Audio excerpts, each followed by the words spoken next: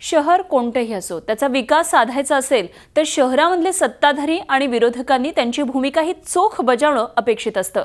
पण पिंपरी चिंचवडमध्ये विरोधी पक्ष आहेत की नाही असा प्रश्न उपस्थित होतोय।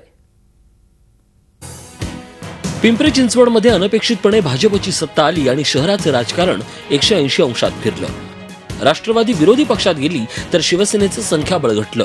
पण विरोधातल्या या दोन्ही पक्षांना त्यांची भूमिका सक्षमपणे मांडता येत नाही अशी राजकीय वर्तुळात चर्चा आहे।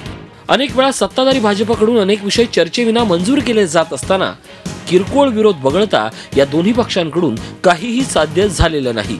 चर्चेविना अंदाजपत्रक मंजुरी, ताडपत्री भ्रष्टाचार, ठेकेदारांची बिलं थकवल्याप्रकरणी भ्रष्टाचार झाल्याचा आरोप थेट पंतप्रधान कार्यालयात जाणं असे विषय विरोधी पक्षांनी घेतले खरे, पण त्यावरून सत्ताधाऱ्यांची कोंडी करणं त्यांना जमलंच नाही।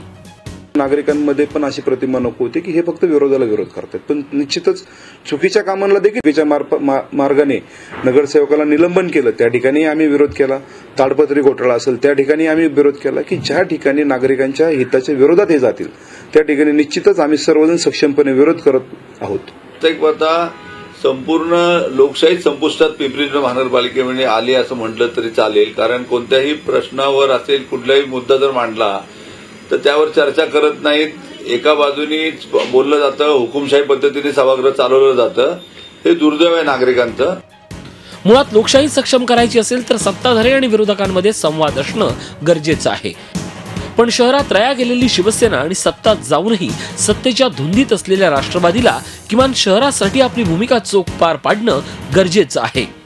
शहराचा विकास आणि नागरिकांचं हित साधायचं असेल तर सत्ताधाऱ्यांबरोबर विरोधी पक्षांनीही सक्षमपणे त्यांची भूमिका पार पाडणं गरजेचं असतं।